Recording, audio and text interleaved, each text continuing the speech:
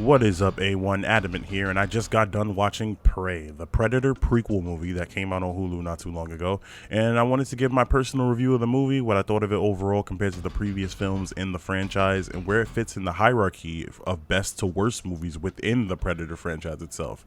Let's get started. So before we get straight into the review, I just want to give a little bit of context to my history with the Predator. My first Predator film was not actually the original movie with Schwarzenegger, but it was actually Alien versus Predator, the crossover movie between Predator and Alien, which I had no idea that those two were franchises outside of that movie. But as a kid, I was interested. I loved it. I loved everything about it. I thought it was super cool and badass. And it introduced me to both franchises, which I would later pursue watching not only the newer films, but also going back and watching the older films. And I will say that I've become more of an Alien fan over the years just because of my love for cosmic horror, but I can't deny how badass Predator is and how awesome that franchise is as well. So yeah, having went back and watched all of the movies in the franchise, I love the first Predator. I think it's like literally a masterpiece in terms of like action horror. Predator 2 is an underrated gem in my opinion. Not the best sequel, but certainly good enough to warrant a watch at least. At least it's very different from the first one, which I appreciate. And you know, I love AVP. There are some stinkers after that, like AVP Requiem, which, I mean, it's a cool movie, but it's ultimately just... it's just too dark. You can't really see what the hell's going on in that movie. Like, it's literally the darkest movie ever made. Not even in tone, just it's dark as fuck. It's also a very, very gory movie. Like, it's dark in terms of the tone, but it's also like I can't see shit. And then there's like Predators, and there's the Predator. The less we talk about this movie, the fucking better. That movie is fucking terrible. Anyways, long story short is I like the franchise. The franchise is very hit or miss, but I still love the concept and I'm always willing to give it a shot when it comes to newer films. So, Prey. How does this movie fare? Is it worth your time? Well, I personally say that it is, because I actually think that this movie was pretty good. I actually really enjoyed this movie. It's definitely one of the better Predator movies, and it's very interesting considering that it's a prequel that came out so many years later. But I have a couple of gripes with it, which we'll get into as the video goes on, but I will say that overall I think the movie is good and you should definitely give it a watch for yourself. For those who don't want to be spoiled too much, just to give my general opinion of the movie. Very entertaining movie. It doesn't do the most, but it does enough to keep the viewer in and invested, and I liked it. So now let's get into the detailed semi-spoiler part of the review. First, let's dive into the overall story. So the story of the film takes place 300 years ago in the Great Plains with the Comanche Nation. We follow Naru, a young Comanche tribe woman who specializes in medicines and healing, who, despite many of her fellow people, including her mother, insisting she play her role as the women traditionally do in their community, wants to be a part of the hunt and prove herself to be a strong warrior like her brother Tabe and the other male hunters who hunt for their community. However, things go to right shit when a freaking predator lands in their lands and proceeds on a hunt of its own to find worthy prey. Oh shit. Anyways, it's up to Naru to save her people from the imminent threat while also dealing with French fur traders for the brief part of the film, but literally a brief part of the film, and prove herself to be a strong warrior in the process. So overall, I would say as a basis for a Predator film, it's a pretty good enough narrative for a Predator film. The early setting really helps sell the impending menace of the Predator like none of the other films have, with the pitting of their like Neolithic weaponry against his advanced tech and gadgets.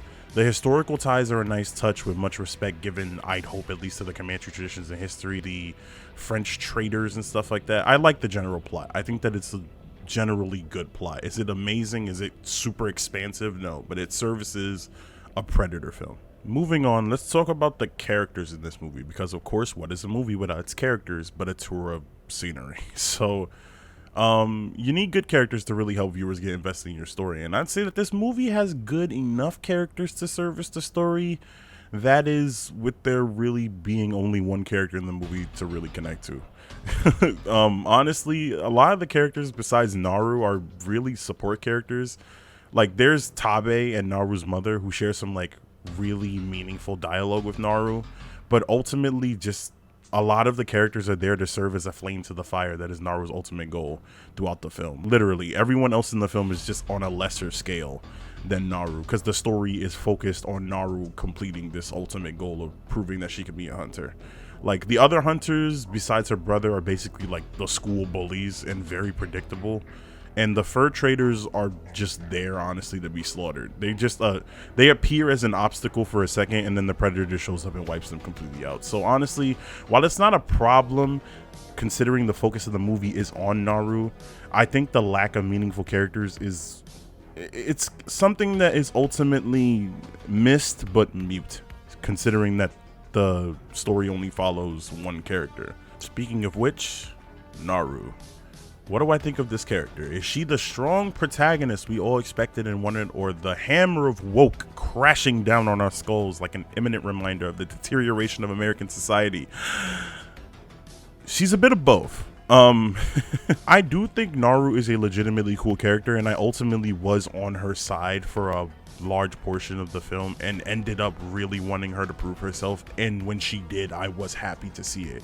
Her using her inventive strategic prowess alongside her natural skill as a hunter, whilst also creating her own ways to stack up to her competition in her brethren, like the way she uses her late father's tomahawk with a extremely strong and resilient string, might I add, to overcome her lack of consistency in terms of strength and aim and throwing and experience, is legitimately great and really enhanced my relationship with the character and her plight.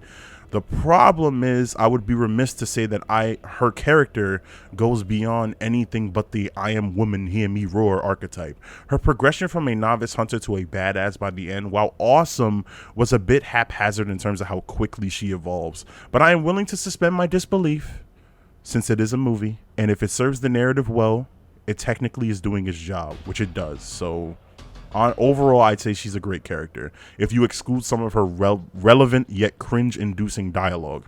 Which brings me to our next topic and our first detriment to the film: the dialogue and the script. Now, before I get into this, I just want to say that the acting in this movie is fine. It's not taking me out of my fucking pants, like holy shit, the acting is incredible, but it was good enough to serve the plot and the setting, and overall everyone in the movie did a good job. However, I'd say the biggest detriment to the acting in that regard is the script and delivery of dialogue within this movie. A lot of the way people say things in this movie feel like they fall between either SJW pandering or just slurring words like everyone's tired. Like, it's weird. Characters deliver dialogue like they're reading off a script in a voiceover booth. And I think for a considerable portion of the dialogue, it takes away from the feel of the movie and really takes you out of it at points. I personally feel that the dialogue of the movie could have been saved if the movie just went with one basis that they gave to one specific faction of the movie that they should have made for a majority of the dialogue, and that is using the native language rather than just using the English. Because I understand that people don't like reading subtitles. I understand it's annoying, but I just feel like if the French voyagers were able to use their native language, you should have implemented some way for the Comanche tribe to use that native language and just had people read the delivery. Because I feel like if you would have heard the dialogue in relevance with the timeline of which the movie is taking place, I feel like you would have been there would have been a heightened immersion with the movie if they had taken that extra step.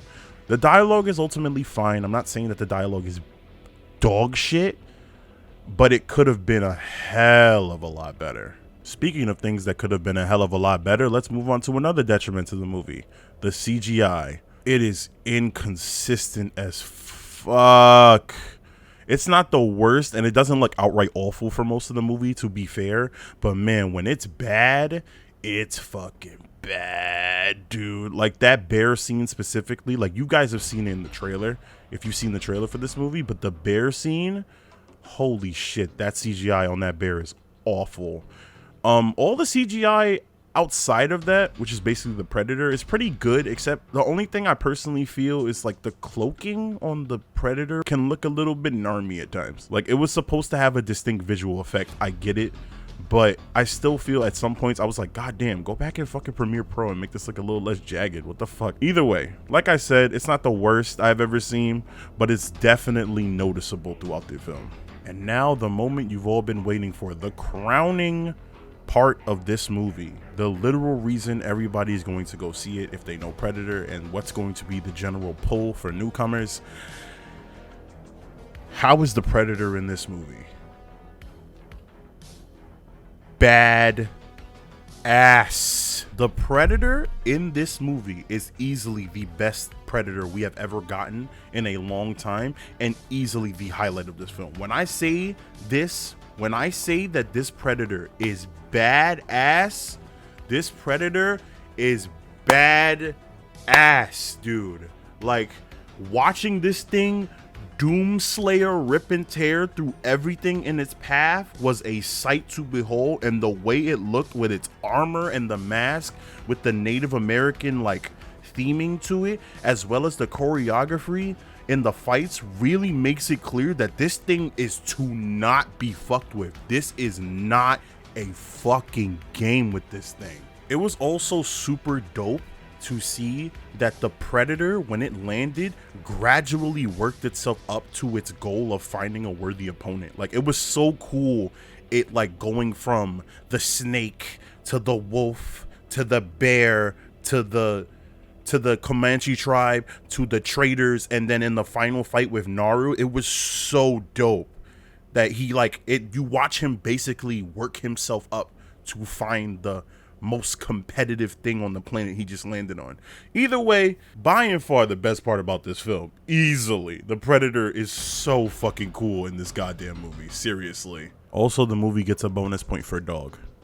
Dog is adorable. Dog is loyal. Dog stays by your side forever. So with all those factors considered, what would I rate this movie, and where would I put it quality wise in terms of all the Predator movies to date on like a totem pole?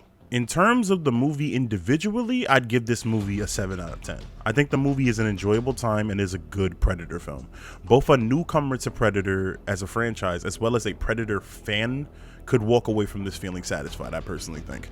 If you can get past the obvious themes it presents at face value, the obvious ones that I'm not gonna mention because you know them, everyone talks about them. If you can get past the woke shit and look at it outside of that relevance to modern society, it is an enjoyable 2-hour film. In terms of the hierarchy of Predator films, I would put this below Predator 1 and 2 and below AVP, but I would put it above the others. Easily the best thing that's happened for the franchise in a long time. Seriously, this movie is a hell of an improvement from a lot of the other dull films, especially the Predator. Fuck that movie, man. That movie is an insult. You like you guys thought Alien Covenant was an insult. I love Alien more. I don't like that movie, but the Predator was like, what the fuck is wrong with you guys? Anyways, I hope you guys enjoyed this review. Comment down below what you thought of the film. I would love to see some differing opinions about the movie. Maybe you know, point out some things that I might have missed in my personal review. Leave a like if you like the style of reviews like this, as if you do, I will keep doing stuff like this with more than just movies. I'll do TV shows, I'll do anime, I'll do all of it if I can. And you know, subscribe today and become a part of the A1, and I will see you guys in the next video. I'm Adamant. Stay safe, stay adamant. Deuces.